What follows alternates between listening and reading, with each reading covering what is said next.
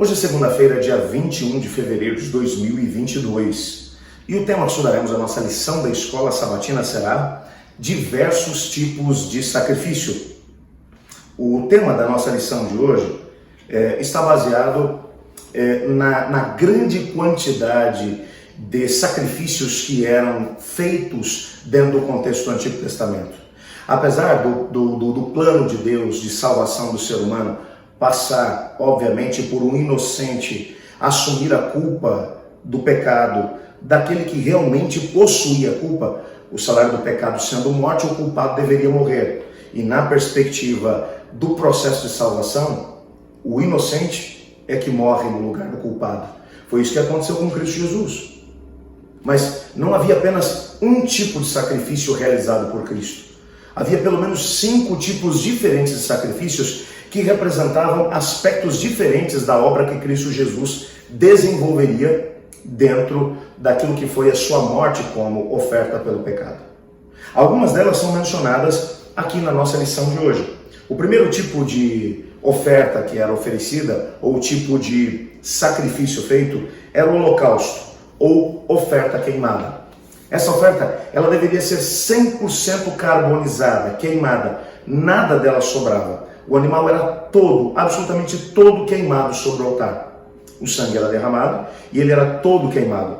Esse tipo de oferta representa, na verdade, o sentimento de Cristo Jesus e a disponibilidade dele de esvaziar-se de si mesmo.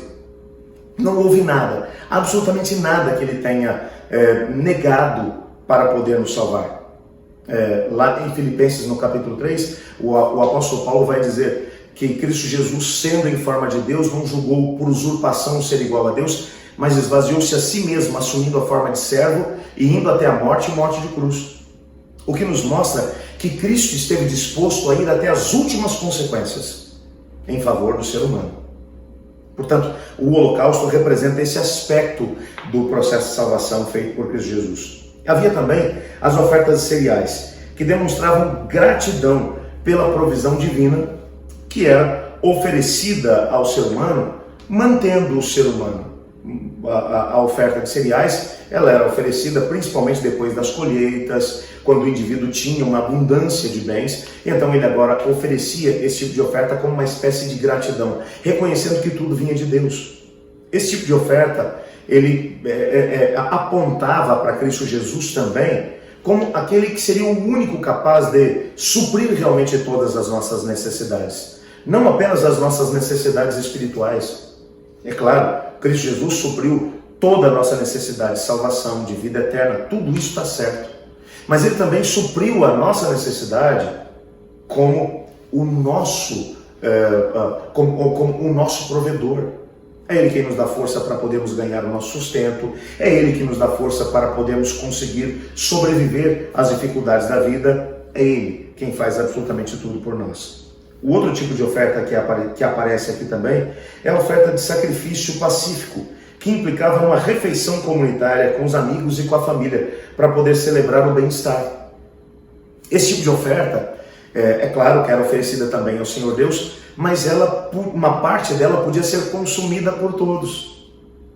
Era uma espécie de festa que era feita, reconhecendo que tudo aquilo que nós temos de bom vem do Senhor Deus.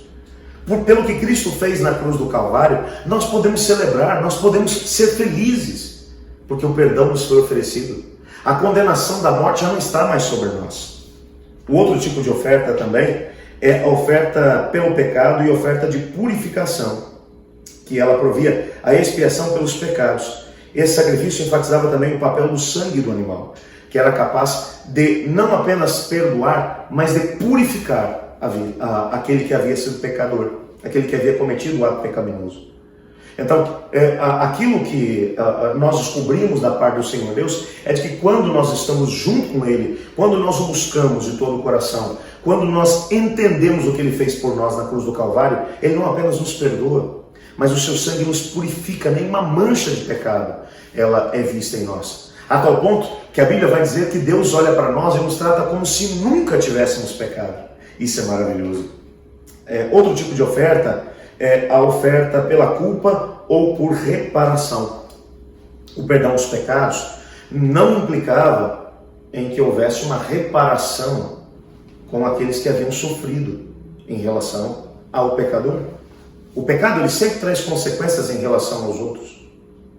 E esse tipo de oferta apontava também para aquilo que Cristo faria na cruz do Calvário, mas também para as consequências do pecado. Cristo nos perdoa os pecados, mas nem sempre evita que as consequências venham sobre o pecador.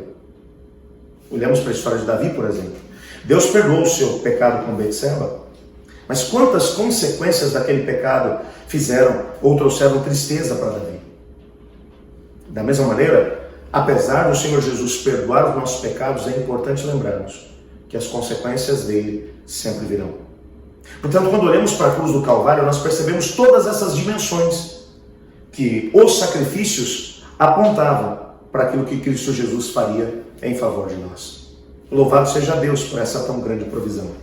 Eu gostaria nesse momento de orar juntamente com você, pedindo ao Senhor Deus que pudesse estar conosco e nos ajudar a entender aquilo que o sacrifício de Cristo na cruz representou para você e para mim ainda hoje. Ore comigo. Obrigado, Pai, porque em Cristo Jesus temos o perdão dos nossos pecados. Ajuda-nos a podermos permanecer firmes em Ti.